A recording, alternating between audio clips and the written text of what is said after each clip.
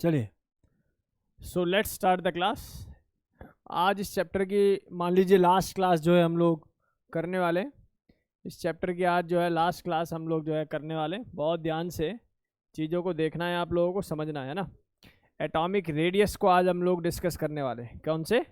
Atomic radius को आज हम लोग जो है डिस्कस करने वाले हैं। बड़ा ही सिंपल सा टॉपिक होता है और इसमें काफ़ी सारे एक्सेप्शंस होते हैं, इसलिए बहुत ही ध्यान से चीज़ों को सुनने की आवश्यकता है। राइट, चलिए मैं शुरू करता हूँ आज की क्लास का टॉपिक, जिसका नाम होगा एटॉमिक रेडियस। राइट, एक टॉपिक जिसका नाम होगा atomic radius. Atomic radius sir, atomic radius का मतलब हम लोगों ने क्लास 9th क्लास में ही सीख लिया था, है ना। आप लोगों को याद होगा, मैं बता देता हूँ। किसी बड़े टीचर ने आपको सिखाया होगा कि ये एक न्यूक्लियस है और न्यूक्लियस के बाहर मैं मान लेता हूँ किसी सेल के अंदर, या मैं बोलूँ आउटर मोस्ट सेल के अंदर एक इलेक्ट्रॉन छुपा हुआ है। तो जो ये डिस्टेंस है, distance from nucleus to the outer most electron, nucleus to the outer most electron is known as atomic radius, है ना। ऐसा आप लोगों ने पढ़ा होगा कि एटॉमिक रेडियस का मतलब होता है रेडियस ऑफ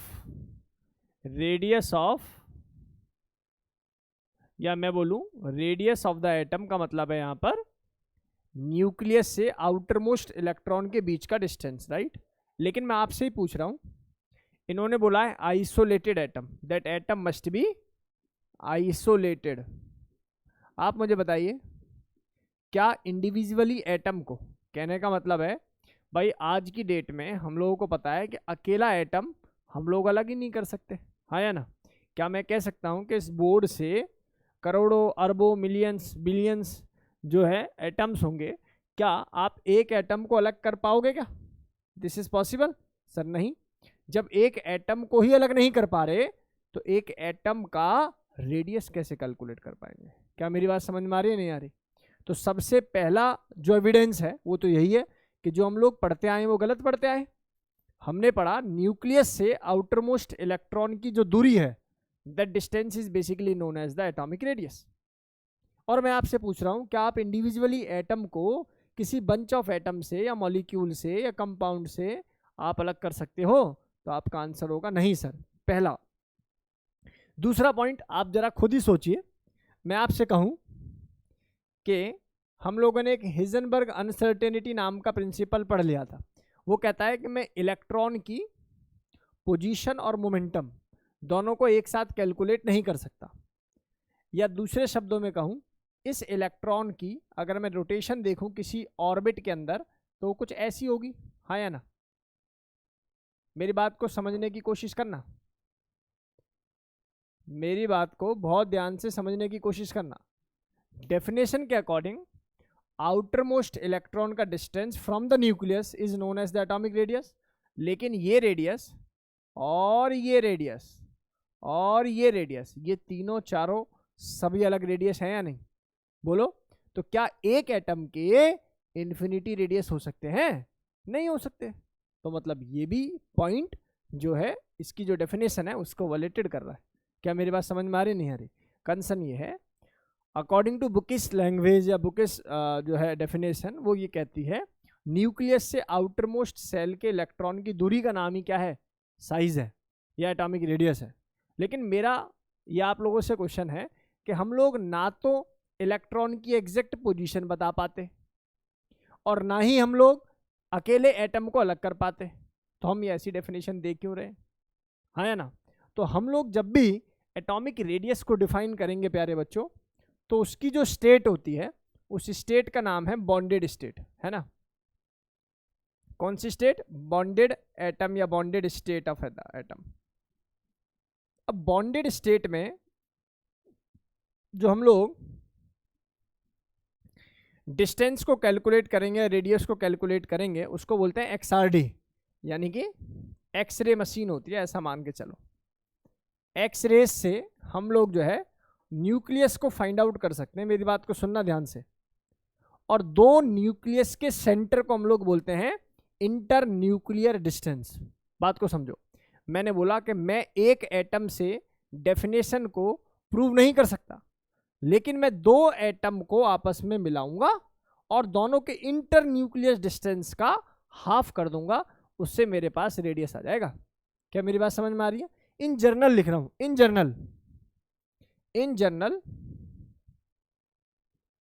क्या करने वाला हूं मैं करने वाला हूं, ये एक ए एटम है और ये एक कोई बी एटम है, सी एटम है, कैसा भी एटम, मतलब समझ रहे हो, कभी ओवरलैपिंग होगी, कभी नहीं होगी, कभी बहुत दूर होगा। कंसर्न ये है कि कोई दूसरा एटम है बी, और इन दोनों के न्यूक्लियस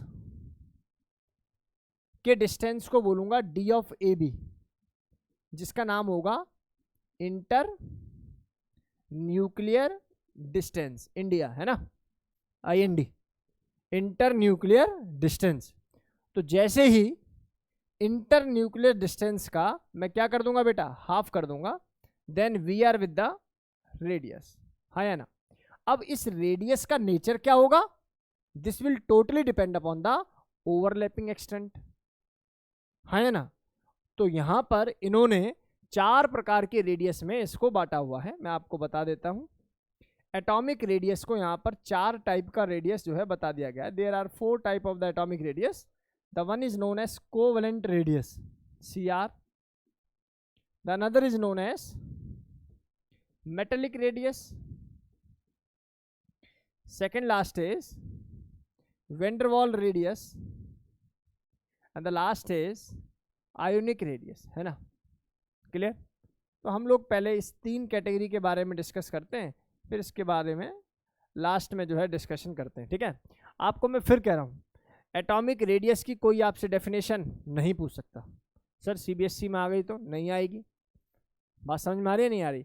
जब भी इस चैप्टर के अंदर से, या मैं कहूँ कि इस टाइप के जब भी क्वेश्चंस आएंगे तो वो आपसे ट्रेंड ही पूछेगा, पीरियड में, ग्रुप में, ब्लॉक में। आज मैं CSIR नेट का JRF का एग्ज़ाम देने गया हूँ, अभी जब पेपर आ जाएगा तो मैं आपको दिखाऊंगा कि आपकी क्लास में कम से कम 20 क्वेश्चन मैंने रेगुलर क्लास में डिस्कस कर रखे थे। Regular ionization enthalpy of second period, आई बात समझ में, है ना। और स्पिन मैग्नेटिक मूवमेंट पर 3 सवाल, ऐसे ऐसे मतलब टॉपिक जो मुझे तो ऐसा लगा कि शायद मेरे बच्चे ना निकाल दें, ठीक है ना, मेरे बच्चे ये पेपर निकाल देंगे, ऐसी स्थिति मुझे लगी। बाकी पेपर में काफ़ी चीज़ें टफ भी होती हैं, ऐसा नहीं कहना चाहिए कि केवल जो है कोई भी सॉल्व कर देगा। चलिए इधर आइए, अब मैंने यहाँ पर आप लोगों को बोल रखा है कोवेलेंट रेडियस के बारे में हम लोग बात कर रहे हैं। किसके बारे में बात कर रहे हैं? Covalent radius. चलिए बहुत ध्यान से सुनिए, कोवेलेंट रेडियस का पहले मीनिंग समझ लीजिए। इधर आइए, होमो न्यूक्लियर एटम, सुनो, होमो न्यूक्लियर का मतलब होता है, मान लीजिए ये एक एटम है A, ठीक है, और दूसरा जो एटम होगा वो भी कैसा होगा, A ही होगा, और इन दोनों के बीच में बन गया है क्या, बॉन्ड। आप लोग जानते हो ओवरलैपिंग से बने हुए बॉन्ड का नाम कोवेलेंट बॉन्ड होता है। और इसका जो न्यूक्लियस है, और ये न्यूक्लियस का पता कौन बताएगा, XRD यानी कि एक्स रेज, और इसके न्यूक्लियस का पता कौन बताएगा, XRD यानी कि एक्स रेज। यानी कि अगर मैं दोनों के न्यूक्लियस का पता लगा लूं तो मैं दोनों के न्यूक्लियस का जो डिस्टेंस है उसका हाफ कर दूं, then we are with the radius, हाँ या ना। इसका मतलब ये हो गया कि यहाँ पर जो मेरे पास रेडियस आया होगा, या मैं बोलूँ ये जो वैल्यू आई होगी, this is known as inter nuclear distance, तो D ऑफ AA। और मैं कोवेलेंट रेडियाई का कोई फॉर्मूला जानता हूँ क्या, ऐसे लिखने से अच्छा ऐसा लिख दो ना, CR लिख दो। कोवेलेंट रेडियस का कोई फॉर्मूला जानता हूँ क्या सर? कोई भी रेडियस का जनरल फॉर्मूला होता है इंटर न्यूक्लियर डिस्टेंस, IND, है ना, को अगर मैं हाफ कर देता हूं then we are with the radius. Yes और नो? सर ये तो बहुत बेसिक है। चलो अब जरा इसकी अंग्रेजी पढ़ ले। अंग्रेजी क्या कहती है? अंग्रेजी कहती है इसकी, this is 1/2 of the inter nuclear distance. Clear? तो पहली बात में बता रहा है कि 1/2 of the inter nuclear distance between atoms in homonuclear diatomic molecules like O2, N2, H2, Cl2 etc. हाँ या ना? सर बड़ा ही सिंपल सा डेटा आपने जो है समझा दिया है। अब बात कर लें किसकी? हेट्रो। अब हेट्रो का मतलब क्या होगा? सर हेट्रो में एक्सटेंट ऑफ ओवरलैपिंग बदल जाएगी। इसमें एक्सटेंट ऑफ ओवरलैपिंग क्या हो जाएगी, बदल जाएगी। तो एक्सटेंट ऑफ ओवरलैपिंग बदलने का मतलब है, एक फॉर्मूला है स्टीफसन फॉर्मूला, ठीक है। अब इन्होंने क्या बोला बेसिकली वो मैं पढ़ाने से पहले आपको बताता हूँ। मान लो ये एक एटम है, इसका नाम है ए, है ना, और ये एक एटम है, इसका नाम है बी। आप लोग देख पा रहे हो बी की इलेक्ट्रोनेगेटिविटी आपको ए से थोड़ी सी कम लगेगी। जिसकी इलेक्ट्रोनेगेटिविटी ज्यादा होगी ना वो अपने अंदर ज्यादा ओवरलैपिंग कराएगा, ऐसा मानकर चले, ठीक है। इनकेस अगर ऐसा बन गया तो फील करो कि भाई जो ए है उसकी इलेक्ट्रोनेगेटिविटी क्या है, सर ने ज्यादा ली है, ठीक है, एग्जाम्पल के तौर पर। तो इनका इंटर न्यूक्लियर डिस्टेंस निकालना होगा, और इनका inter nuclear distance is what, D of A B, yes और नो।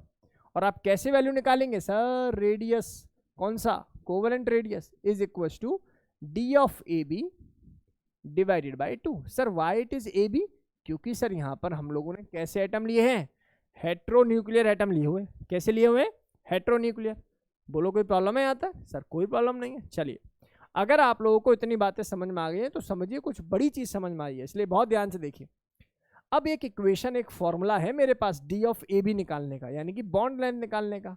तो D of A B is equal to what, radius of the cation. अब इसमें ए हो कैटायन तो ए प्लस, बी हो कैटायन तो B plus, plus radius of the anion. ये experimentally quantity है बेटा, है ना, ये आप लोगों को जनरली गिवन होती है, राइट।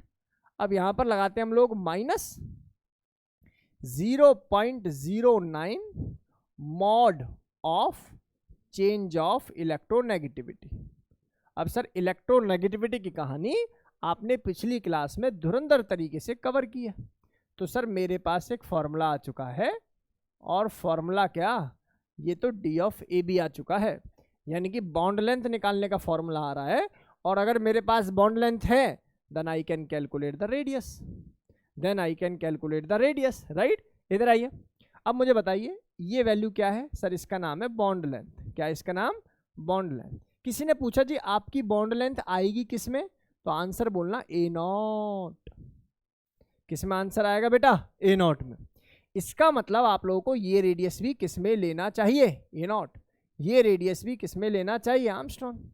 और इलेक्ट्रोनेगेटिविटी को आपको पॉलिंग, जो फेमस स्केल है, मैं बोलूँ क्या बोलते हैं उसको, मोर एफिशिएंट स्केल है, तो आप उसको पॉलिंग स्केल के अकॉर्डिंग ही वैल्यू को लेने वाले हो, राइट। तो सर ये बातें हमारी समझ में आ गई हैं, यहाँ तक कोई दिक्कत वाली बात नहीं है। अगला सवाल आपके सामने देखना जरा, find out the bond length of HCl। अब समझदार बच्चा पॉलिंग स्केल के अकॉर्डिंग जो इसकी इलेक्ट्रोनेगेटिविटी होती है और उसका चेंज यही लिखने वाला है, हाँ या ना। अब बोल रहा है if the bond length of HNCl are given to you, तो आप लोगों को क्या निकालना है, डी ऑफ HCl निकालना है।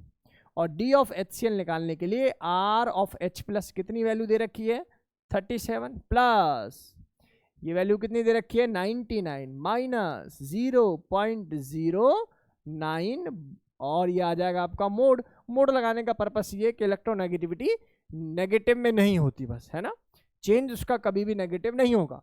अब इसका मतलब ये हो गया सर ये वैल्यू आ जाएगी कितनी, आई थिंक 0.9 ना। तो आप अपनी कैलकुलेशन बिठाएंगे और आंसर निकाल देंगे। यही कोई मुझसे पूछता कैलकुलेट द रेडियस, तो मैं कैसे निकालता, इसी का हाफ कर देता, इसी परमुटेशन का क्या कर देता, मैं हाफ कर देता। क्या क्लास के सभी बच्चों को रेडियस होता क्या है, कोवेलेंट रेडियस है क्या, ये दोनों बातें समझ में आ गई। तो कोवेलेंट रेडियस के अंदर एक बात मैं और यहां पर आपको मेंशन कर दूं, आप भी अपने दिमाग में सोचें, जो नॉर्मल रेडियस होता होगा उससे कोवेलेंट रेडियस कम आएगा ज्यादा आएगा, पहले इतना बताओ। सर एक्चुअल में ना ये डेटा थोड़ा सा कम आएगा, क्यों, क्योंकि सर एग्जैक्ट एटम आके कॉर्नर से नहीं मिले, ओवरलैपिंग हुई है। सर क्या मेरी बात समझ में आ रही है, नहीं आ रही। जो एक्चुअल रेडियस होगा ना उससे कोवेलेंट रेडियस थोड़ा सा कम होता है, और उसका लॉजिक क्या है, उसका लॉजिक है ओवरलैपिंग। कोवेलेंट बॉन्ड बनते हैं ओवरलैपिंग से। सर बात आपकी बिल्कुल परफेक्ट तरीके से समझ में आ गई है, राइट। तो इसको हम लोग लिख लेंगे थोड़ा सा बाद में, मैं आगे मूव करता हूँ, है ना। और आप लोग स्क्रीनशॉट ले लें भाई, जो ऑनलाइन वाले स्टूडेंट्स हैं, बाकियों को तो ये PDF मिल ही जाती है ना। चलिए आगे मूव करते हैं आगे, और पढ़ाते हैं आपको मेटेलिक रेडियस। क्या पढ़ाते हैं आपको, metallic radius. Sir metallic radius क्या होता है, नाम से पता लग रहा है कि मेटल मेटल का कुछ खेल होता होगा। खेल वही है बेटा, यहाँ पर मैंने बोला ये मेटल ए है और ये मेटल बी है, ना बहुत दूर होते ना बहुत पास होते, है ना, ना बहुत दूर होते ना बहुत पास होते। और इनका भी इंटर न्यूक्लियर डिस्टेंस अगर मैं नापूं तो ये एक्सरे मुझे बताएगी कि इनका इंटर न्यूक्लियर डिस्टेंस है कितना, हाँ या ना। और जो भी वैल्यू आएगी अब मुझे क्या काम करना पड़ेगा, उस वैल्यू का हाफ करना पड़ेगा, क्योंकि ये मेरा जर्नल फॉर्मूला है टू कैलकुलेट द रेडियस। बोलो हाँ या ना। सर बात आपकी बिल्कुल परफेक्ट है, हाँ या ना। मेटेलिक रेडियस का मतलब हो गया दो मेटल के इंटर न्यूक्लियर डिस्टेंस का हाफ करने का मतलब ही क्या है, मेटेलिक रेडियस। तो बात को समझे। अब देखो इसको ना, अब किताबों में हो, एक दो किताबों में डेफिनेशन को बहुत मतलब अजीब सा दे दिया, इवन मैं भी पढ़ता हूँ तो मुझे लगता है क्या ही लिख दिया ये, ठीक है। तो उस केस में क्या करना है, आपको इस पर ज़्यादा जोर नहीं देना, ठीक है ना। जब आप आगे 12th क्लास में आ जाएंगे तो आपको जब क्रिस्टल पढ़ा रहे होंगे, सॉलिड क्रिस्टल पढ़ा रहे होंगे, तो बहुत अच्छी तरीके से डेटा क्लियर होगा कि NaCl आयनिक कंपाउंड है, उसका रेडियस कैसे निकालते हैं, वो सारी चीज़ें बाद में क्लियर होने वाले, ठीक है। अभी क्लास 11th लेवल पर, JEE नीट लेवल पर आपको बस टू द पॉइंट बात करनी है, राइट। आइए देखिए, बोला हुआ 1/2 ऑफ इंटर न्यूक्लियस डिस्टेंस, ये तो अपना बेसिक जर्नल है रेडियस निकालने का, बिटवीन टू मेटल या मेटल्स एटम, मेटल एटम मतलब समझ रहे हो ना भावनाओं को, metal atom in the metallic lattice, ये वर्ड यूज कर लेना है ना, ये वाला वर्ड यूज कर लेना, मेटेलिक लैटिस, राइट। तो ये बातें आप लोगों को बिल्कुल क्लियर हो गई होंगी। अब बात करें हम लोग किसकी, वेंडर वॉल रेडियस की। किसकी बात कर ले, वेंडर वॉल रेडियस की। इंपॉर्टेंट रेडियस है भाई, ये इंपॉर्टेंट क्यों है भाई, ये इंपॉर्टेंट, अच्छा जरा कोई तुमसे पूछे कि जो मेटेलिक रेडियस होता है इसका जो साइज है वो नॉर्मल एटम के साइज से ज्यादा होगा या कम होगा, ज्यादा होगा, क्योंकि सर ओवरलैपिंग तो नहीं हुई, साइज क्या होगा, थोड़ा सा ज्यादा ही होगा, राइट। अब जरा बहुत ध्यान से देखिए, वेन डेर वाल रेडियस की बात करूं, it is also known as non bonded radius. Very very very very very important प्यारे बच्चों, वेन डेर वाल बॉन्ड को सेकेंडरी बॉन्ड भी बोलते हैं। वेन डेर वाल बॉन्ड को आई थिंक इनके साइंटिस्ट का नाम था JD वेन डेर वाल, राइट, सेकेंडरी बॉन्ड भी बोलते हैं। इसीलिए वहां से एक बात मैंने यहां पर चुराई और ये बात एक बार नीट में आई है, क्या पूछ लिया उन्होंने, नॉन बॉन्डेड रेडियस बता दो। तो नॉन बॉन्डेड रेडियस कौन सा होता है, when der Waals radius, right. और वेन डेर वाल रेडियस का थोड़ा सीन्स अगर मैं तुम्हें क्लियर करने की कोशिश करूं तो जनरली नोबल गैसेस के अंदर ये जो है पाया जाता है, लिक्विड और सॉलिड स्टेट के अंदर, ठीक है ना। किताब तो केवल लिखती है सॉलिड स्टेट, लेकिन मुझे ऐसा लगता है, चलो इनका तो मुझे समझ में आता है सॉलिड स्टेट में कवर करना होता है, लेकिन कुछ नॉन मेटल ऐसे हैं जिनको आप लोग जो है वेन डेर वाल में कंसिडर करते हैं। मैं आपको समझाता हूँ कैसे, बहुत ध्यान से देखेंगे सभी, बहुत ध्यान से देखेंगे भाई सभी। मैं मान लेता हूँ बेटा ये नियॉन का एक एटम है ना, या मॉलिक्यूल तो नहीं बोलेंगे, इसको नियॉन बोल देते हैं ना, ये भी कहीं एक नियॉन का है। अब नो डाउट ये किसी गैसियस स्टेट में होगा। सबसे पहला काम तो है कि इमेजिनरी आपको इसको किस में कन्वर्ट करना पड़ेगा, सॉलिड में करना पड़ेगा, हाँ या ना, कुछ तो बोलो। अब सॉलिड में जब आप इसको कन्वर्ट कर लोगे तो इसके बाद जो इसका इंटर न्यूक्लियर डिस्टेंस होगा, D of neon to neon, प्यारे बच्चों इस डिस्टेंस का जब मैं हाफ कर दूंगा then we are with the van der Waals radius. और मैंने बोला ये इमेजिनरी रेडियस है, यानी कि दूरी का रेडियस है, तो इसका डिस्टेंस जो है सबसे ज़्यादा पाया जाएगा, नियॉन नियॉन या मैं बोलूँ रेडियस सबसे ज़्यादा पाया जाएगा। बोलो ये बात समझ में आई आप लोगों को, सर ये बात तो क्लियर है। सर एक बात बताओ, ये H2 एक मॉलिक्यूल है और ये भी एक H2 मॉलिक्यूल है, क्या यहाँ पर वेन डेर वाल रेडियस नहीं हो सकता, हो सकता है। क्यों, मैंने आपको बोला ना कि कुछ नॉन मेटल भी होते हैं जो सॉलिड और लिक्विड स्टेट के अंदर when der Waals radius show कर देते हैं। तो ये वाला जो डिस्टेंस होगा, इस डिस्टेंस का अगर मैं हाफ कर दूंगा then we are with the van der Waals radius. Sir अभी तक ना हमें कुछ भी समझ में नहीं आया, कोई बात नहीं, टेंशन नहीं लेनी इसमें, क्योंकि टॉपिक में अभी जो पूछने जाने वाला सवाल है वो है ही नहीं है, बेसिक बेसिक चल रहा है अभी कि रेडियस का आधा कर दो तो ये हो जाएगा वो हो जाएगा। और पता क्या है, JEE हो या नीट हो, अब दोनों ना पीरियोडिक पर जो न्यूमेरिकल बेस्ड क्वेश्चन होता है ना, जैसा अभी आया D ऑफ AB, ये सब पूछना बंद कर दिया, काफ़ी लंबे समय से नहीं पूछते। लेकिन आप ये समझिए कि इसमें जो चीज़ें पूछी जाने वाली है ना वो पूछे जाने वाली है साइज, वो पूछे जाने वाली है ऑर्डर, पीरियड में, ग्रुप में। अभी देखो आपके सामने ऐसे ऐसे यहाँ पर ऑर्डर लिखवाने वाला हूँ कि आप कहेंगे सर अच्छा ऐसा भी हो रहा है दुनिया में, ऐसा ही होगा। देखिए जरा ध्यान से, अब बहुत ध्यान से देखिए, मैंने 3 रेडियस पढ़ाए आप लोगों को, और अगर नोट डालकर मैं आप लोगों से एक बात कहूँ तो आप लोगों को शायद ये बात मेरी अच्छी लगेगी। क्या कि सर रेडियस की बात करोगे ना तो वंडरवॉल रेडियाई जो होती है सबसे बड़ी होती है। आपको पता है क्यों पता है ये बात? क्योंकि सर आपने बोला है नॉन बॉन्डेड रेडियस है, दूरी बहुत ज़्यादा है या ना। दूसरी बात, radius of metallic radii, obviously sir ये भी इसके बाद, और सबसे जो कम होती होगी वो होती होगी कोवलेंट रेडियस। अब इसका लॉजिक, इसका रीजन बनाने की जरूरत तो नहीं है भाई। कोवलेंट रेडियस क्यों कम होता है? क्योंकि सर यहाँ पर ओवरलैपिंग मैक्सिमम होती है या ना भाई। यहाँ पर ओवरलैपिंग क्या होती है? मैक्सिमम ओवरलैपिंग होती है। अगर यहाँ पर मैक्सिमम ओवरलैपिंग होती है प्यारे बच्चों, तो मुझे ये डेटा अपने दिमाग में कवर करके रखना चाहिए, मुझे ये डेटा अपने दिमाग में कवर करके रखना चाहिए। बोलो बात समझ में आई क्या? यहाँ तक कोई डाउट है भाई किसी बच्चे को? सर यहाँ तक हमें कोई समस्या वाली बात नहीं है, बेसिक सा डेटा था, इजीली हम लोगों को समझ में भी आ गया। चलिए आगे मूव करते हैं, बहुत ध्यान से देखने की कोशिश करें। होप मैंने आप लोगों को जो 3 बातें बताई हैं बिल्कुल क्रिस्टल क्लियर होगी। एक बार बताओ जरा ऑनलाइन वाले स्टूडेंट, काव्या, देवेश, प्रखर, चलिए ठीक है, सभी बच्चों को क्लियर होना चाहिए। चलिए मैं आगे मूव करूं क्या? चल जाएगा, मैं आगे मूव करूं? चलिए इसके बाद देखिए भाई, अब यहाँ पर मैंने कुछ फैक्टर आप लोगों को पढ़ाने हैं, कुछ फैक्टर्स आप लोगों को सीखने हैं, बहुत ध्यान से देखेंगे सभी फैक्टर्स की। अगर मैं बात करूं तो जीवन में कितने फैक्टर्स हैं? सर हमारे जीवन में तो पता नहीं क्या क्या फैक्टर्स हैं, लेकिन यहाँ एक्स फैक्टर नहीं, डिपेंडेंट फैक्टर पढ़ने हैं। ठीक है बेटा, समझ रहे हो ना? चलो देखो, फैक्टर्स की बात करें तो सबसे पहला फैक्टर, सर आपने बोला है साइज। साइज को डिपेंडेंसी में पहला जो फैक्टर आता है मेरे अकॉर्डिंग क्या होना चाहिए? सर सबसे पहला होना चाहिए जेड इफेक्टिव। बहुत बढ़िया सर, आप ना अब जेड नहीं बोलते, आप जेड इफेक्टिव बोलते हो, क्योंकि हमने nuclear charge, effective nuclear charge आपको पढ़ा दिया है और आपको बता दिया है कि दिखता कुछ है और होता कुछ है। जिंक के अंदर नंबर ऑफ प्रोटॉन 30 पाए जाते हैं, उसके बावजूद भी जब इसका इफेक्टिव न्यूक्लियर चार्ज निकालते हैं तो बहुत बहुत कम होता है, क्योंकि सर मेटल है, इफेक्टिव न्यूक्लियर चार्ज ज़्यादा हो जाएगा तो साइज बहुत छोटा हो जाएगा, और साइज छोटा होने का मतलब क्या होता है? इजीली इलेक्ट्रॉन का डोनेशन ना होना, क्योंकि मेटल है तो इजीली इलेक्ट्रॉन देगा।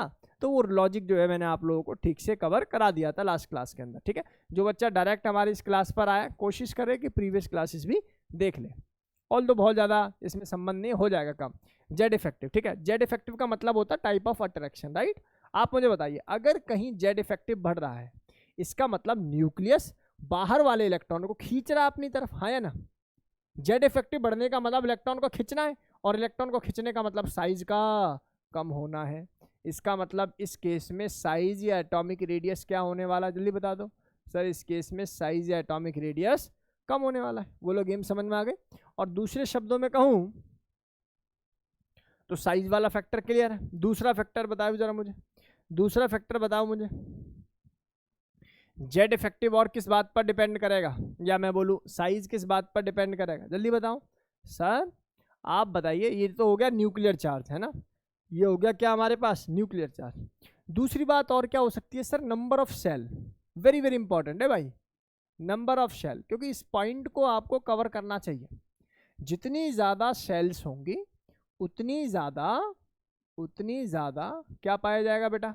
उतना कम क्या पाया जाएगा? उतना कम पाया जाएगा साइज, सॉरी साइज क्या पाया जाएगा? ज़्यादा ही पाया जाएगा, जेड इफेक्टिव कम पाया जाएगा। क्या मेरी बात समझ में आ रही है आप लोगों को? सर ये डेटा आपका बिल्कुल क्रिस्टल क्लियर है। थोड़ा सा मैं यहाँ पर और आपको चीज़ें बताऊँ, देखिए सुनो, बहुत बच्चे बहुत ध्यान से सुनो प्यारे बच्चों। जो जेड इफेक्टिव होता है ना, जेड इफेक्टिव बराबर होता है atomic number minus shielding constant. याद है आप लोगों को? चलो मेरी बात को बहुत ध्यान से सुनना। मैं आपसे कह रहा हूँ, आपने बोला sir top to bottom, left to right. Sir आपने बोला, हमने सीखा भी प्रीवियस क्लास में, Z effective left to right जो है बढ़ जाता है। Sorry, Z effective left to right, बिल्कुल सही बोला, बढ़ जाता है। तो जेड इफेक्टिव के बढ़ने से साइज क्या हो जाता होगा? घट जाता होगा। मेरी बात समझ में आ रही है नहीं आ रही? साइज क्या हो जाता होगा, घट जाता होगा, तो साइज क्या हो जाएगा, घट जाएगा। और अभी अभी आपने ये बात हमें सिखा भी दी कि जेड इफेक्टिव के बढ़ने से साइज क्या होता है, घट जाता है। तो लेफ्ट टू राइट क्या होता है, साइज थोड़ा सा घट जाता है। अब टॉप टू बॉटम की बात कर लूं, जरा याद करो क्या बताया था सर ने, Z effective top to bottom होता है कांस्टेंट जर्नली। अब प्यारे बच्चों, जेड इफेक्टिव अगर कांस्टेंट है तो साइज भी क्या होना चाहिए, कांस्टेंट होना चाहिए। लेकिन ऐसा है क्या? तो कौन पकड़े गए, स्लेटर पकड़े गए, स्लेटर पकड़े गए ना, इसलिए स्लेटर ने बोला भाई ये तो गलत हो गई, गलती हो गई। तो उन्होंने क्या चीज इग्नोर करी, उन्होंने इग्नोर किया नंबर ऑफ सेल। क्या मेरी बात समझ में आई या नहीं? और अब आप लोग यहां ये बात सीखें कि सर नंबर ऑफ सेल के बढ़ने से, नंबर ऑफ सेल्स के बढ़ने से क्या बढ़ जाता है, साइज बढ़ जाता है। यही रीजन है कि टॉप टू बॉटम साइज क्या हो रहा है, बढ़ रहा है। क्या लॉजिक समझ में आया सर का? बोलो, क्या ये बेसिक बातें समझ में आई? बिल्कुल समझ में आएंगी, आपको नहीं आएंगी तो किसको आएंगे। देखिए थर्ड पॉइंट, प्यारे बच्चों, जितना ज़्यादा सिग्मा करेक्टर होगा या जितना ज़्यादा सिग्मा बॉन्ड होगा उतना ज़्यादा ही बड़ा साइज होगा, या मैं बोलूँ एटॉमिक रेडियस ज़्यादा होगी। आप लोग जानते हो ना, सिग्मा बॉन्ड बोले तो सिंगल बॉन्ड, सिंगल बॉन्ड की बॉन्ड लेंथ ज़्यादा होती है as compare to double bond, as compare to triple bond. बोलो गेम क्लियर हो गया? तो सर ये बात हम लोगों को बिल्कुल क्रिस्टल क्लियर है। चलो चौथा पॉइंट सुन लो भाई। आप लोग ये बात भली बात ही जानते हो कि sp जो हाइब्रिडाइजेशन होती है, sp जो हाइब्रिडाइजेशन होती है उसकी जो बॉन्ड लेंथ यानी कि साइज या एटॉमिक रेडियस, या बॉन्ड लेंथ लिख देता हूँ क्योंकि ट्रिपल बॉन्ड होता है, ट्रिपल बॉन्ड की वजह से साइज क्या हो जाता होगा, छोटा, तो बॉन्ड लेंथ कम हो जाती है as compare to sp2, as compare to sp3। बहुत बढ़िया सर, बिल्कुल क्रिस्टल क्लियर चल रहा है सर, और इवन हम लोग रिलेट भी कर रहे हैं प्रीवियस क्लासेस से, है ना। पांचवा पॉइंट पे आ जाओ बेटा जी। पांचवा पॉइंट बड़ा ही सिंपल है, आप बताइए मुझे साइज का रिलेशन। अगर मैं तुमसे पूछूं चार्ज ऑन, क्या लिखना पड़ेगा, चार्ज ऑन एनाइन लिखिए सर। जितना ज्यादा एनाइन पर चार्ज होगा मतलब नेगेटिव चार्ज होगा, नेगेटिव चार्ज का मतलब शेल का बढ़ना, और शेल के बढ़ने का मतलब साइज का बढ़ना, और inversely proportional to charge on cation, charge on cation. बिल्कुल क्रिस्टल क्लियर है सर, यहाँ तक कोई डाउट किसी बच्चे को नहीं होना चाहिए। बेसिक सी बातें थी, इजीली मैंने आप लोगों के लिए कवर की। एक बार मैं दोबारा पढ़ा रहा हूँ, बहुत ध्यान से सुनिए। मैंने बोला जेड इफेक्टिव के बढ़ने से साइज क्या हो जाता है, कम हो जाता है। फिर मैंने बोला कि अगर ऐसा है तो टॉप टू बॉटम तो जेड इफेक्टिव कांस्टेंट रहता है, तो साइज तो कांस्टेंट रहना चाहिए, साइज तो बढ़ता है टेक्निकली। तो फिर किसी बड़े टीचर ने बोला कि इसका रीजन क्या होगा, नंबर ऑफ शेल। क्या होगा, नंबर ऑफ शेल। फिर मैंने बोला top to bottom number of shell बढ़ने से क्योंकि साइज बढ़ रहा है, left to right Z effective बढ़ने से क्योंकि साइज घट रहा है। इसमें एक लॉजिक और बता देता हूं, बहुत ध्यान से सुनना सभी बच्चे। जिस मैग्नीट्यूड से साइज टॉप टू बॉटम बढ़ता है उस मैग्नीट्यूड से साइज लेफ्ट टू राइट नहीं घटता। एक बार दोबारा सुन लो, जिस मैग्नीट्यूड से साइज टॉप टू बॉटम बढ़ता है उस मैग्नीट्यूड से साइज लेफ्ट टू राइट नहीं घटता इन जनरल। सर ने क्या बोला, सर ने बोला अगर मैं सोडियम से, मैग्नीशियम से एल्युमिनियम की तरफ चलूं तो साइज नो डाउट कम होगा, और कम होने का एक्सटेंड होगा। एग्जाम्पल के तौर पर किसी का 1 है तो 1 से वो 0.8 हो जाएगा, लेकिन टॉप टू बॉटम साइज बढ़ेगा 1 से वो 1.8 होगा। क्या मेरी बात समझ में आ रही है, नहीं आ रही? तो जो एक्सटेंट है या मैं बोलूँ मैग्नीट्यूड है, उन दोनों का डिफरेंस होता है, ये डायरेक्टली इनवर्सली नहीं देखे जाते। ठीक है, चलिए सर बात समझ में आ गई आपकी। तो मैंने ये 2 4 5 पॉइंट आप लोगों को बताए। सिग्मा बॉन्ड के डायरेक्टली प्रोपोर्शनल है sp हाइब्रिडाइजेशन, sp2 हाइब्रिडाइजेशन और sp3 हाइब्रिडाइजेशन में बॉन्ड लेंथ का ऑर्डर ऐसा देखा जाता है। मेरे प्यारे बच्चों बहुत ध्यान से सुनिए, इस चैप्टर के अंदर आगे मूव करने से पहले ना आपको मैंने यहाँ पर नोट डालकर कुछ बातें लिखी हैं जो आपको अपने दिमाग में रखनी ही पड़ेंगे अगर आप चाहते हो कुछ अच्छे क्वेश्चंस को लगाना। और हमारी आप चाहते हो कि जो हम लोग आपको डिस्क्रिप्शन बॉक्स के अंदर अपना एक असाइनमेंट देते हैं, वो असाइनमेंट अगर आप सॉल्व करना चाहते हो तो आप लोगों को पहले ये बातें आपको पता होनी चाहिए। चलिए मुझे बताइए, टॉप टू बॉटम साइज बढ़ता है तो सबसे बड़ा साइज किसका होना चाहिए? किसी ने कहा सर सीजियम का होना चाहिए। सर सीजियम से नीचे तो फ्रांसियम भी आता है। सर फ्रांसियम आता है लेकिन वो रेडियो एक्टिव एलिमेंट है, हम लोग उसको नहीं पढ़ते हमारी थियरी में, या मैं बोलूँ वो अपना डेटा हम लोग यूज नहीं करते, तो उस अनुसार मैं कहूँगा जी सीजियम जो है वो सबसे लार्जेस्ट साइज का एटम है। सर कोई दिक्कत नहीं, आप कह रहे हो तो मान लेते हैं, ठीक है भाई। इधर आ जाओ, इधर आ जाओ सभी। मैं कहूँ स्मॉलेस्ट एटम कौन होगा, तो आप कहोगे सर सबसे पहले शुरू ही किससे होता है? हाइड्रोजन से होता है। किससे होगा? हाइड्रोजन से होगा, क्योंकि सर नोबल गैस का तो साइज बड़ा होता है। कोई पूछे हाइड्रोजन और हीलियम में कंपेयर करो, ऑब्वियसली हीलियम, क्योंकि हीलियम का साइज क्या है? बड़ा है, वो नोबल रेडियाई है। क्या मेरी बात समझ में आ रही है? नहीं आ रही? वो वंडरवाल रेडियाई है, राइट। इधर आइए, मैं तुमसे पूछूं लार्जेस्ट एटम सीजियम, बहुत बढ़िया। ये स्मॉलेस्ट और ये लार्जेस्ट, बहुत बढ़िया। आओ सुनो भाई, सुनो सुनो, मैं पूछूं स्मॉलेस्ट कैटाइन, तो स्मॉलेस्ट कैटाइन आप लोग क्या बोलेंगे? सर हाइड्रोजन ही होगा, हाँ या ना? क्या होगा? हाइड्रोजन। और मैं पूछूं स्मॉलेस्ट अनाइन, तो अधिकतर बच्चों के दिमाग में आएगा H नेगेटिव, जो कि टिपिकली रॉन्ग होगा।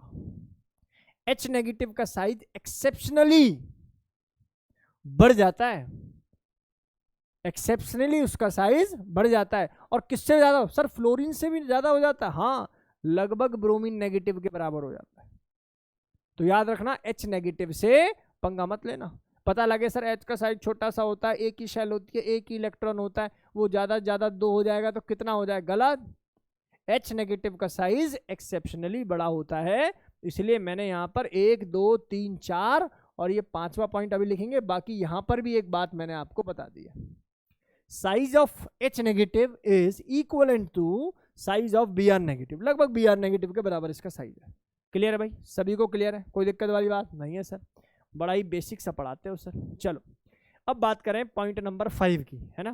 पॉइंट नंबर 5 क्या कहता है प्यारे बच्चों? पॉइंट नंबर 5 कहता है, देखो ये एक बार ना ये जेई में पूछा हुआ सवाल है, जेई एडवांस में एक बार आया, मतलब थोड़ा पहले का सवाल है और बेसिक्स, मतलब ठीक है, उस समय बच्चे कंफ्यूज थे। अब बहुत ध्यान से सुनो, सर आपका जन्म होगा बहुत पुराना है, मतलब मुझे ईयर एग्जैक्टली याद नहीं है लेकिन बहुत पुराना है। सुनो, ये RAl+3 है, ठीक है ना, RAl+3, राइट। अब प्यारे बच्चों इसका जो रेडियस होता है ना, इसका रेडियस इतना होता है, और हमें पता भी है भाई, कंपेयर करने के लिए आया Al+3, Al+2 और Li+1, तो बच्चा क्या सोचेगा? बच्चा सोचेगा Al+3, सर सबसे ज़्यादा प्लस चार्ज है, क्योंकि आपने बता दिया सर चार्ज जितना ज़्यादा होगा कैटायन के पास साइज उतना कम होगा, तो साइज कम, सबसे कम, साइज सबसे कम और उसके बाद सबसे कम।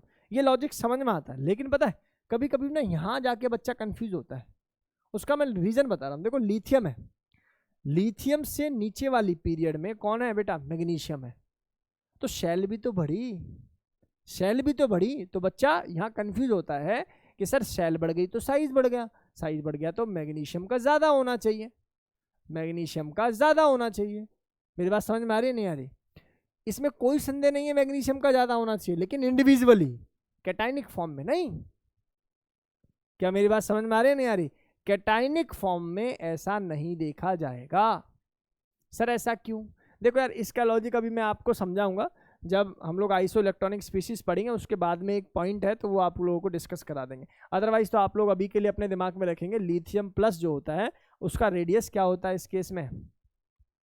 थोड़ा मुझे डेटा मैंने गलत लिखा है क्या? ये डेटा एक बार चेक करेंगे, है ना। ये आई थिंक ये कम है थोड़ी, ये उल्टा है, ये डेटा जो है ना उल्टा है, एक बार चेक कर लेना, ठीक है। चलो तो ये डेटा क्लियर हो गया होगा, यहाँ तक कोई दिक्कत वाली बात? सही लिखा है, सही लिखा है, साइज ज़्यादा है ना, एक मिनट रुको, ठीक है, ठीक है, बिल्कुल साइज ज़्यादा है ना, ठीक। तो ये डेटा हमारी क्लास के सभी बच्चों को क्लियर होना चाहिए, ये इंपॉर्टेंट सवाल है, आप सुन लीजिए, कभी भी दोबारा भी पूछा जा सकता है, राइट। चलिए इसकी एक ट्रिक भी है, मैं आपको समझाऊंगा, सारे जैसे पहले ही समझाते आ चुके हैं ऐसे ही चीज़ों को आप लोगों को कवर करेंगे। होप ये बातें आप लोगों ने नोट कर ली होगी।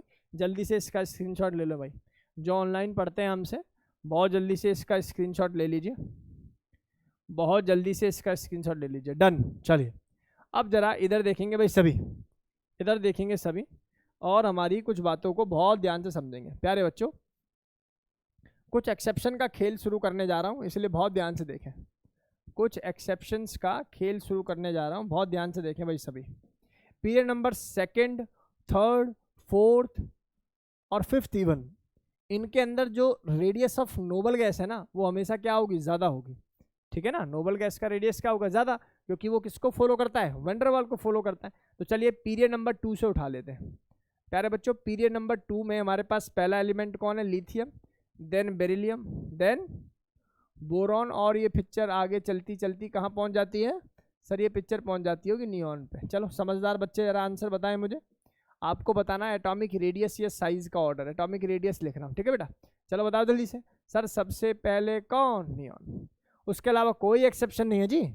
आप डायरेक्ट कहाँ मूव, सुन जाओ, आप डायरेक्ट कहाँ मूव कर सकते हैं, आप लेफ्ट टू राइट क्या होता है, साइज घटता है, तो आप क्या काम करेंगे, लिथियम लिखें यहाँ, फिर यहाँ बेरिलियम लिखें, फिर यहाँ बोरॉन लिखें, फिर कार्बन लिखें, फिर यहाँ नाइट्रोजन लिखें, ऑक्सीजन लिखें, फ्लोरीन। बोलो बात समझ में आई क्या। जो काम पीरियड नंबर 2 के लिए सर ने किया है, वो सेम काम पीरियड नंबर 3 के लिए आप कर सकते हैं, पीरियड नंबर 4 के लिए कर सकते हैं, पीरियड नंबर 5 के लिए कर सकते हैं। क्या ये मेरी बातें आप लोगों को समझ में आई, सर ये तो वहाँ बेसिक बातें हैं, आप नहीं भी समझाते तो भी समझ में आ जाती। चलिए इधर आइए, अब यहाँ पर चीज़ें आपके लिए बदलने वाली हैं भाई। यहाँ एक्सेप्शन की जड़ी लगाने वाला हूँ, इसलिए बहुत ध्यान से देखिए भाई प्यारे बच्चों। मेरे पास 3D सीरीज नाम की एक सीरीज है। कौन सी सीरीज, 3D।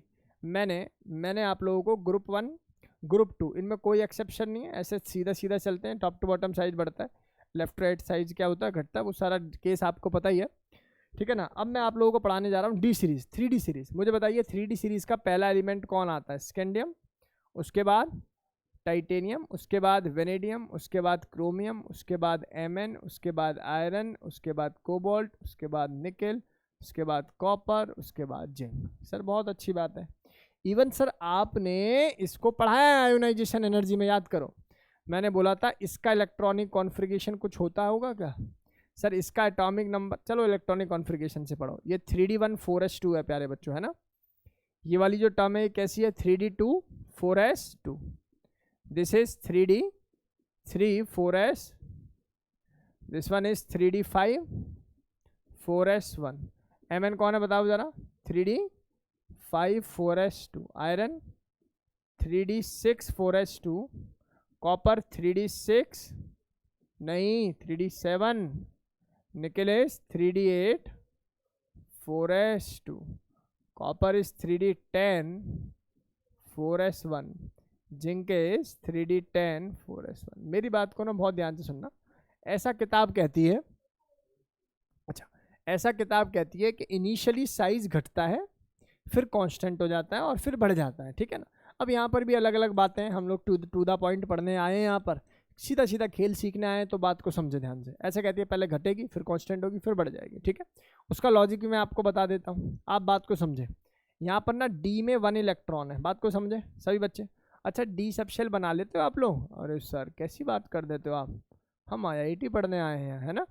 1, तो डी सब शेल के अंदर 5 ऑर्बिटल होते हैं, 1 इलेक्ट्रॉन है। मुझे बताओ इस केस के अंदर या इस वाले केस के अंदर या इस वाले केस के अंदर इलेक्ट्रॉन रिपल्शन क्या होगा, मिनिमम होगा, हाँ या ना। Electron repulsion is lesser than nuclear charge, हाँ या ना, या जेड इफेक्टिव बोलो। जबकि यहां से अगर मैं देखूं, क्योंकि नंबर ऑफ इलेक्ट्रॉन बढ़ने लगे, तो इस केस के अंदर इलेक्ट्रॉन रिपल्शन, जिसका नाम शील्डिंग इफेक्ट है, it is counter balance by the nuclear charge और जेड इफेक्टिव, है या ना। और लास्ट वाली बात अगर मैं कहूं, क्योंकि इलेक्ट्रॉन बहुत ज्यादा बढ़ गए, तो इलेक्ट्रॉन का रिपल्शन क्या हो जाएगा, बढ़ जाएगा, किससे, न्यूक्लियर चार्ज से। और प्यारे बच्चों जब रिपल्शन बढ़ता है तो साइज भी क्या होता है, बढ़ जाता है। भाई मैं तुमसे कहूँ बाहर इलेक्ट्रॉन है, आपस में रिपेल कर रहे हैं, शील्डिंग इफेक्ट मैक्सिमम है, तो बताइए जरा, जब शील्डिंग इफेक्ट ज़्यादा होगा तो साइज क्या हो जाएगा, बढ़ जाएगा ना। जब शील्डिंग इफेक्ट कम होगा तो न्यूक्लियस इजीली खींच पाएगा उसको, तो साइज घट जाएगा। और जब दोनों एक दूसरे को काउंटर बैलेंस करेंगे तो क्या रहेंगे, कांस्टेंट। ऐसा किताब कहती है, मेरा कहना बिल्कुल भी नहीं है। मैं क्या कहता हूँ उस बात को समझो, ठीक है ना। मुझे ये बातें इतनी डीप में नहीं आती, मैं तो सीधी सीधी बातें जानता हूँ। क्या, मुझे इतना पता है कि जेई जब सवाल पूछेगा वो इस एनसीईआरटी के सवाल को घुमा के पूछेगा, और वो कैसे घुमाता उस चीज़ को समझो। उसने ऐसा बोल दिया कि पहले घटता, फिर कांस्टेंट, फिर बढ़ता, लेकिन आपको ये पता होना जरूरी है कौन सा घटता है, फिर कौन सा कांस्टेंट होता है, फिर कौन सा बढ़ता है। अब देखने में ऐसा आ रहा है कि पहले 3 घट गए, फिर अगले 3 कांस्टेंट हो गए, 4 5, फिर अगला जो है बढ़ने लगे। लेकिन प्यारे बच्चों सच्चाई बिल्कुल अलग है। जब इसका आप डेटा निकाल के देखोगे तो पिक्चर बदल जाएगी। चलिए मैं आपको सिखाता हूँ। डेटा क्या है? डेटा ये है, मैंने एक बार आपको ट्रिक भी बताई थी, स्कूटी में जिंक वैसे, याद आ रहा है? मैंने बोला था स्कूटी, स्कैंडियम और टाइटेनियम, है ना? स्कूटी, स्कूटी में, कौन बोल रहा है भाई ये बात? कौन बोल रहा है? मी, स्कूटी में, है ना? स्कूटी में जिंक वैसे, जिंक वैसे बराबर कोई नहीं, कोई नहीं, है ना? चलो इधर आ जाओ, बस ऐसे सीख लो अब इसको। इससे ये तो मी है, हटाओ इसको, मैं कोई एलिमेंट थोड़े हूँ, है ना? तो ये क्या है बेसिकली? स्कैंडियम, टाइटेनियम, जिंक के बाद कौन है बेटा जी? वेनेडियम। अब यहाँ पर ये डेटा ऐसा है, और जो जो बच गए उनको बीच में रख लो। कौन कौन बच गए बताओ? चलो कौन कौन बच गए सर? बच गए कौन कौन? बच गए मेरे पास क्रोमियम, बच गया मेरे पास Mn, बच गया मेरे पास आयरन, और बच गया मेरे पास कौन? कॉपर। क्या मेरी क्लास के सभी बच्चों को डेटा समझ में आया? अगर मैं ऐसा ग्राफ बना दूं एनसीईआरटी की तरह, तो भाई साहब मुझे लिखना पड़ेगा क्या? मुझे लिखना पड़ेगा सर ये स्कैंडियम है, सर ये टाइटेनियम है, सर ये जिंक है, सर ये वेनेडियम है, अब इसके बाद सर ये क्रोमियम है, Mn है, आयरन है, कॉपर है, उसके बाद कोबाल्ट, और कहीं जाके फिर वो निकेल है। क्या अंतर समझ में आ रहा है? सर देखने से क्या लग रहा है? देखने से लग रहा है कि जिंक, क्योंकि लेफ्ट टू राइट जा रहे हैं, जिंक का साइज सबसे छोटा होना चाहिए। पर प्यारे बच्चों जिंक का साइज छोटा नहीं है, जिंक का साइज तो तीसरे नंबर पे। क्या मेरी बात समझ में आई? अगर मैं तुमसे पूछूं arrange into the order of their size, तो प्यारे बच्चों आप लोगों को ऐसे ही अरेंज करना पड़ेगा जैसे सर ने अरेंज किया है। क्या मेरी बात समझ में आई? यहाँ तक कोई डाउट है किसी बच्चे को? चलो सर आप कह रहे हो तो ठीक ही होगा। इसको हम लोग बोलते हैं 3D सीरीज। कौन सी सीरीज बोलना होता है इसको? 3D। चलिए आगे मूव करते हैं। अब 3D के बाद मेरे पास जो अगली सीरीज आती है उस सीरीज को हम लोग बोलते हैं, या देख लीजिए आप लोग, अगला एक्सेप्शन ही है। देखिए आपने 3D सीरीज पढ़ ली है क्या मुझसे? आपने 4D सीरीज भी कभी पढ़ी होगी मुझसे, इवन मैंने 5D सीरीज भी आपको पढ़ाई है। यहीं पर ये डेटा सीख लीजिए भाई सभी, यहीं पर ये डेटा आप लोग सीख लीजिए। 3D सीरीज के अंदर मेरे पास कौन कौन से एलिमेंट आते हैं? स्कैंडियम, टाइटेनियम, वेनेडियम से लेकर पिक्चर चलती है कहाँ तक? जिंक तक। क्लियर है क्या? इवन इसके बाद 4D सीरीज की बात करूं प्यारे बच्चों, 4D सीरीज का गेम शुरू होता है कहाँ से? ला हफ्ता नहीं, वाई से होता है। यारी जरा निभाओ, याद है? यारी जरा निभाओ मौत तक, रुकावट रहा पड़े आग में कूद जाओ। चलो आप लोगों को याद हो गई, हमें तो याद नहीं है भाई ये। आग में कूद जाओ, जाओ मतलब सीढ़ी। अब बात बताइए जरा 5D सीरीज। प्यारे बच्चों 5D सीरीज शुरू होती है लेंथनम से। कहाँ से शुरू होती है? लेंथनम से। प्यारे बच्चों इधर देखिए सभी, देखिए 2 ही प्रकार के बच्चे होते हैं। एक वो बच्चा तो सारी चीज़ों को बुलाकर बोर्ड पर देखेगा और फिर अपने करियर के बारे में सोचेगा। एक वो जो अब सिचुएशंस को देखेगा कि भाई मेरे जैसी फेवरेबल कंडीशन है या नहीं। अगर वही पढ़ाएंगे जो आपको अच्छा लगता है तो वो NTA को अच्छा नहीं लगता, वो JEE को अच्छा नहीं लगता। आई बात समझ में? वो तो उसको जो अच्छा लगता है वही पढ़ाएंगे, तभी सिलेक्शन होगा। इसलिए मैं बात करूं लेंथनम की, लेंथनम के बाद ना यहाँ पिक्चर आती है 14 एलिमेंट की। ये याद करना बड़ा ज़रूरी है। अगर ये गेम नहीं आता तो दिक्कत होगी। आपको याद है ना, यहाँ पर मैं लिख दूँ छोटे छोटे अक्षरों में, अगर आप लोगों को दिख जाए। यहाँ पर 14 एलिमेंट्स आते हैं, और इसके बाद जो पिक्चर है, ये तो पिक्चर बाकी तो पता ही है, लेंथनम, ला हफ्ता, है ना? ला हफ्ता, वरना रेउस इरिडियम से पिटाई और होगी। चलो अब ये डेटा आप लोगों को क्लियर है। प्यारे बच्चों बहुत ध्यान से सुनो। अगर मैं आपसे पूछता हूँ साइज का ऑर्डर बता, किसमें? स्कैंडियम में, वाई में और एलए में? बता जरा। तो आप कहोगे sir top to bottom size क्या होता है? बढ़ता है, और आपकी बात का पूरा सम्मान किया जाएगा और आपको प्राइज मनी नहीं दी जाएगी। सही है बाय द वे आंसर, है ना। लेकिन जब सवाल आएगा आप लोगों से ऐसे, भाई अगले में आ जाओ, ये तो थर्ड ग्रुप हो गया, फोर्थ ग्रुप ऑनवर्ड आते हैं। तो मेरे पास पहला एलिमेंट टाइटेनियम दिखाई दे रहा है मुझे, जर्कोनियम और हाफेनियम, राइट। अब आप लोगों को बताना है जी, बताइए साइज का ऑर्डर क्या होगा। तो आप क्या सोच रहे हैं?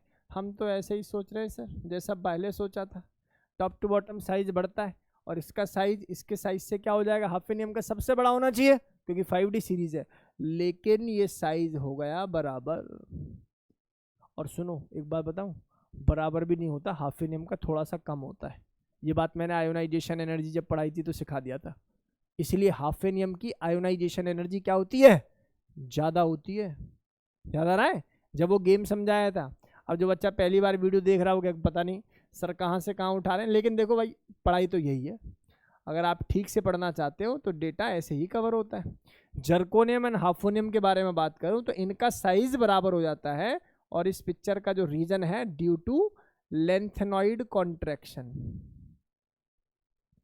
Due to lanthanoid contraction. Sir एक बात बता दो, आज ये पिक्चर खत्म ही करो क्या, कि लेंथेनॉइड कॉन्ट्रैक्शन है क्या? चलो मेरी बात को बहुत ध्यान से सुनना, बहुत ध्यान से सुनो। देखो यार, मैंने सोचा टाइटेनियम और ये जर्कोनियम और हाफेनियम टॉप टू बॉटम जा रहे हैं, तो हाफेनियम का साइज जर्कोनियम से बड़ा होना चाहिए। और मैं इतनी बात भी जानता हूँ लेफ्ट टू राइट साइज क्या होता है? घटता है। तो मैंने देखा लेंथेनम से अगला एलिमेंट हाफेनियम नहीं है, इससे अगला एलिमेंट कौन है? ये 14 एलिमेंट बैठे हुए, और वो भी पुअर शील्डिंग इफेक्ट के।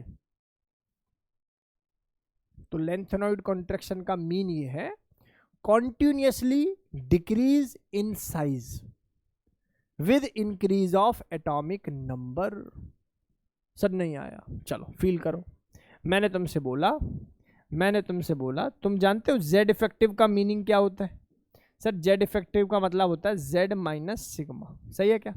सिग्मा का मतलब है शील्डिंग कांस्टेंट। चलो शील्डिंग कांस्टेंट की वैल्यू किसी टीचर ने तुम्हें ऐसे बताई होगी, अगर एस है, पी है, डी है और एफ है।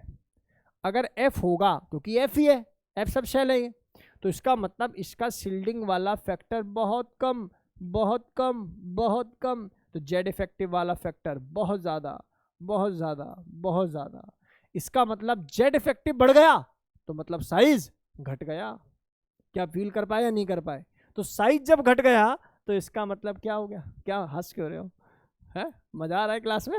चलो, तो जेड इफेक्टिव बढ़ने का मतलब क्या है कि साइज घट गया, और साइज घटते घटते घटते घटते घटते लगभग जर्कोनियम के बराबर हो गया। इसी का नाम क्या है?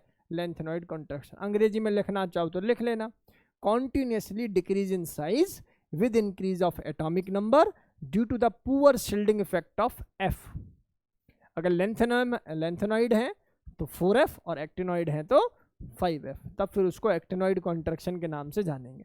एक बात और बतानी है, देखिए कॉन्ट्रैक्शन तो ट्रांजिशन एलिमेंट का भी होता है। जो ट्रांजिशन एलिमेंट है ना ये वाले, इनका भी टेक्निकली कॉन्ट्रैक्शन होता है, जो कि 3D सीरीज में मैक्सिमम देखा जाता है। और इसका इफेक्ट पड़ता है कहाँ? इसका इफेक्ट पड़ता है गैलियम पे जाके। गैलियम का साइज जो है ना वो छोटा हो जाता है, थोड़ा सा ही छोटा होता है एल्युमिनियम से, लेकिन छोटा तो है ही। साइज छोटा हो जाता है किससे? एल्युमिनियम से। और थैलियम का साइज छोटा होने का रीजन होता है लेंथेनॉइड कॉन्ट्रैक्शन। समझाते हैं अभी।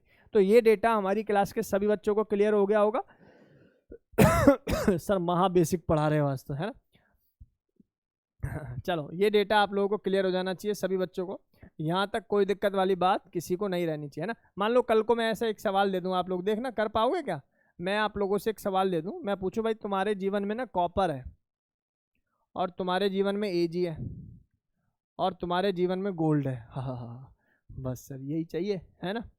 जीवन में और क्या चाहिए? कॉइनेज अगर मिल जाए, कॉपर मिल जाए, एजी मिल जाए, गोल्ड मिल जाए, तो फिर क्या ही दिक्कत है? नहीं, मानो जीवन में ऐसा है तो बताइए ज़रा, इनको अरेंज करिए एटॉमिक रेडियाई के ऑर्डर में। समझदार बच्चा बता पाएगा। अब एक तो कहेगा sir top to bottom size बढ़ता है, साइज बढ़ता है तो कॉपर का साइज छोटा होना चाहिए एजी से, लेकिन एजी और एयू का साइज लगभग बराबर हो जाता है, और बराबर होने का reason lanthanoid contraction. Size of 4D and 5D series become constant, या मैं बोलूँ सिमिलर साइज हो जाता है, इसी को हम लोग बोलते हैं लेंथेनॉइड कॉन्ट्रैक्शन। भाई बात पल्ले पड़ी, मुश्किल तो नहीं है सर, बहुत ही बेसिक पढ़ा रहे हैं। चलो जरा नोट करो, नोट कर लो, नोट करो बहुत जल्दी से, मूव करें भाई, स्क्रीनशॉट लो, आज नोट वोट का तो कुछ नहीं।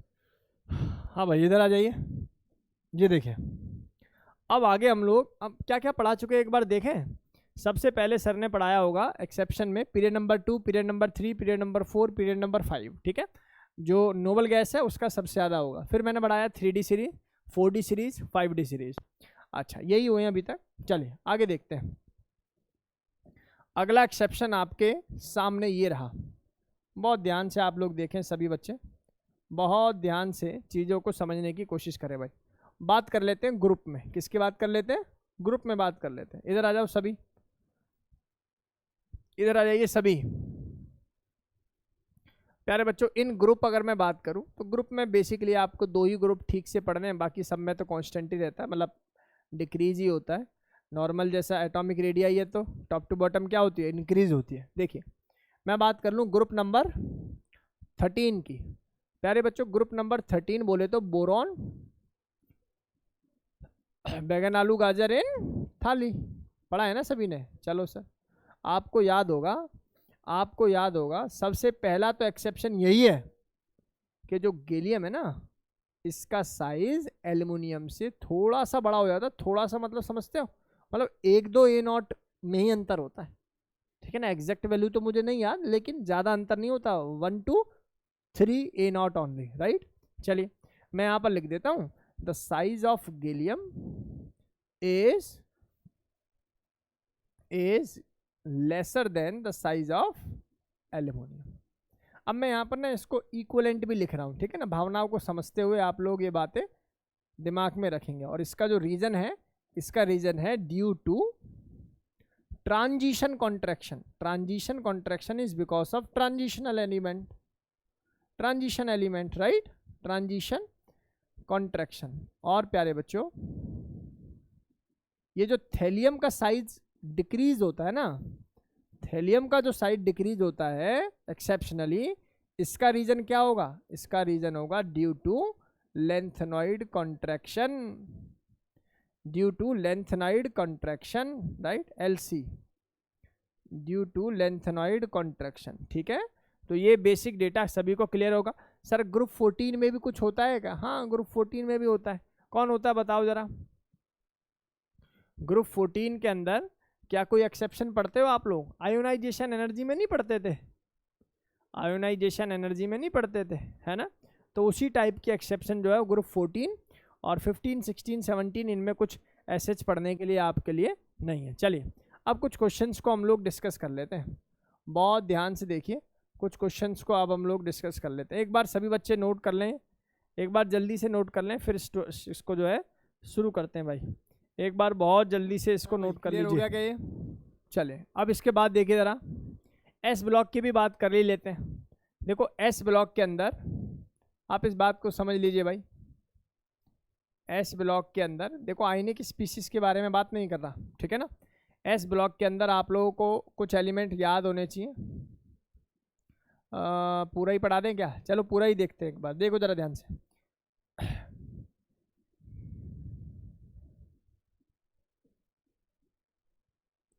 ये चीज़ें आपको नहीं मिलेंगी, इसलिए बहुत ध्यान से देखिए भाई सभी। बेरिलियम के बाद कौन से एलिमेंट आते हैं अपने पास? Mg, थोड़ा दूर दूर लिखें। बेटा मांगे कन्या सुंदर, हाँ ठीक है ठीक है, हमारा खुश हो रहा है बिल्कुल, है ना। चलो इसको हटाओ BA को, ठीक है। इधर आ जाइए, इधर आएंगे सभी। तरीका बता रहा हूँ मैं आप लोगों को, इधर आओ। याद करने का तरीका देख बेटा, पहले ऐसे याद करना है। सर ये क्या है? समीशन का साइन बना दिया है ना, और फिर आपको याद करना है ऐसे N, ठीक है। N और Z तो पहले भी पढ़ाए, अब एक समीशन और ऐड करा दिया, ठीक है भाई। तो बहुत ध्यान से देखिए और चीज़ों को सीखिए प्यारे बच्चों।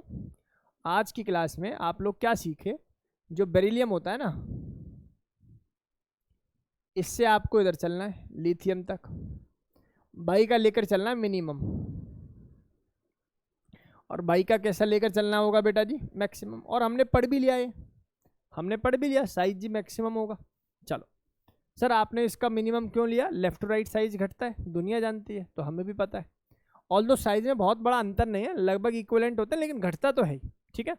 ये भी याद रखना, जैसे मान लो मैंने बोला फर्स्ट ग्रुप है और सेकंड ग्रुप है, तो उनके साइज में डिफरेंस बहुत ज़्यादा नहीं होगा अगर मैं पीरियड वाइज देखूँ तो, लेकिन फर्स्ट और थर्ड को कंपेयर करूँगा तो डिफरेंस होगा। मेरी बात समझ में आ रही है नहीं आ रही? अब जैसे 13 14 बहुत ज़्यादा अंतर नहीं होगा, 16 और 17 बहुत ज़्यादा अंतर नहीं होगा। मुझे एक प्रॉपर्टी याद आ रही है, उसमें भी हम लोग ये चीज़ें देखते थे। रोन याद कर कौन सी प्रॉपर्टी थी वो? कोवेलेंट कंपाउंड के अंदर एक प्रॉपर्टी होती थी, केमिकल बॉन्डिंग के अंदर कवर नहीं कराते हम लोग, आइसोमॉर्फस। आइसोमॉर्फस में सिमिलर साइज हम लोग कर देते थे, ठीक है ना। सिखाएंगे आप लोगों को। ऑनलाइन वाले बच्चे कह रहे होंगे सर कहाँ का कहाँ जोड़ते हो, पर देखो ज़रूरत है, क्या करें। देखो बच्चों ध्यान से देखो, बड़ा ही सिंपल पढ़ाते हैं हम लोग, ठीक है। जो ऑनलाइन हमें देख रहे हैं वो बहुत दुखी मत हो जाना, सोचेंगे अरे ये क्या ही पढ़ा रहे हैं सर। देखो भाई मेरा सीधा सा मतलब ये है, मैं वो नहीं पढ़ाऊँगा जिससे आप लोग अट्रैक्ट हो, मैं वो पढ़ाऊँगा जिससे पेपर अट्रैक्ट हो। अगर ठीक से पढ़ लोगे ना और सीट लगा लोगे तो सिलेक्शन हो जाएगा, ठीक है। वरना आप चेक करो, बेरिलियम और लिथियम इनके बारे में बात कर लें तो मैंने बोला सर मिनिमम होता है किसका, बी का। आपको ऐसे चलना है, फिर आपको ऐसे चलना है, फिर आपको ऐसे चलना है, फिर आपको ऐसे चलना है। अरे सर ये तो मज़ा ही आ गया, हाँ या ना? लिख लेते हैं इसको भी, बेचारा नाराज़ हो जाए। चलो डेटा समझ में आया क्या? मैंने बोला सबसे ज़्यादा किसका होगा, सबसे कम किसका होगा, बेरिलियम का, उसके बाद लिथियम, उसके बाद मैग्नीशियम, उसके बाद कौन होगा, सोडियम, उसके बाद कैल्शियम, ठीक है। रिलेटिव डेटा समझ में आ गया। पता है प्रॉब्लम क्या होती है? प्रॉब्लम होती है बच्चे को रटाया जाता है, टॉप टू बॉटम याद करो, लेफ्ट टू राइट याद करो। क्या नहीं पढ़ाया जाता सेकंड थर्ड में, क्या नहीं पढ़ाया जाता फोर्थ फिफ्थ में। आप देखो मैंने जितनी भी वीडियोस बनाई हैं, मैंने हमेशा 2 और 3rd को कंपेयर करके बनाई है। देखा आप लोगों ने, हमेशा 3rd 4th को कंपेयर करके बनाई है। मैंने केवल 3rd या केवल 4th या केवल ग्रुप में बात नहीं की, मैंने बात या तो Z बनाया, या तो उल्टा Z बनाया, या फिर N बनाया, या समीशन बनाया, या अब उल्टा N बना रहा हूँ। चलो सर ये वाला भी सिखाई दो। देखो भाई इस केस में आपको इसको ऐसे सीखना है, ऐसे ना बना के इसको ऐसे बनाएंगे, ऐसे, ठीक है ना, N ही है प्रॉपर। देखिए तो इसके बाद कैल्शियम के बाद अगर मैं बात करूं तो कैल्शियम की ज़्यादा होती है किससे, SR से। मतलब मैं उल्टा बोल रहा हूँ, ये वैल्यू ज़्यादा होगी BA की, है ना। फिर ये ऐसे, फिर ये पिक्चर ऐसे चलती है, फिर ये ऐसे, फिर ये ऐसे। क्या मेरी बात समझ में आ रही है, नहीं आ रही? अभी नहीं आई सर। देखो इसके बाद कैल्शियम से ज़्यादा होती है, नहीं ये बात समझ में भाई। यहाँ हमने चलाया मिनिमम, क्या मेरी बात समझ में आई आप लोगों को? अब यहाँ भी मैंने क्या चलाया, मिनिमम ही। SR की कम होती है किससे, BA से, फिर ऐसे बढ़ेगी। क्या बात समझ में आई या नहीं आई, बोलो। तो कुल मिला के अगर मैं आपको रिलेशन बताने की कोशिश करूं प्यारे बच्चों, बाई की कम होगी किससे, लिथियम की, Mg की, उसके बाद सोडियम की, उसके बाद कैल्शियम की क्या होगी जी, कम होगी। किससे, SR से, किससे, BA से, किससे, K से, किससे, RB से, किससे, सीजियम से। सर ये तो मज़ा ही आ गया, ये डेटा नहीं है सर, हाँ या ना? आप तो पढ़ते हो ऑनलाइन, बताओ ज़रा हमें कमेंट सेक्शन में बताएं कि कहीं है तो बताएं। मतलब होगा ऑब्वियसली, कोई ना कोई तो मेहनत करके आपको पढ़ा ही रहा होगा हमारी तरह, लेकिन बच्चों ने जैसा बताते हैं वैसा तो नहीं है भाई। बाकी देख लीजिए आप, हो सकता है। सुनो काम की बात सुनो, काम की बात ये है कि ये तो सर ने बनाया N, दिखाई दे रहा होगा भाई सभी को, ठीक है, और वो आपको समीशन बना के दिया है, राइट। तरीका वही है जो मैंने आपको बोला। सर आप एक बात बताओ, आपने तो ऐसे पढ़ाया था लिथियम प्लस की ज़्यादा होती है Mg+2 से, तो पूरी बातों को तो देख ले, बोला क्या है, बोला भी क्या है ये तो पता होना चाहिए, नहीं? ये कैसा एटम है? न्यूट्रल। और कैसा दिया हुआ है आप लोगों को? आयनिक। क्या बातें समझ में आई या नहीं आई? सर बहुत ज़्यादा ऊपर नीचे पढ़ाते हो आप, जरूरी है भाई, ठीक है। तो ये क्वेश्चंस आप लोगों को ऐसे ही कवर करने पड़ेंगे। तो ये डेटा हमारी क्लास के सभी बच्चों को क्लियर होगा ऐसा मानकर मैं चल रहा हूँ, जल्दी से नोट कर लीजिए। चलिए बच्चों, आज की क्लास में बस इतना ही रखते हैं। अब हम लोग जब नेक्स्ट क्लास में आएंगे तो कुछ धुरंधर क्वेश्चंस के साथ आयनिक रेडियस का आप लोगों को पढ़ाएंगे। चलिए, thank you so much to all of you, thank you so much, bye bye.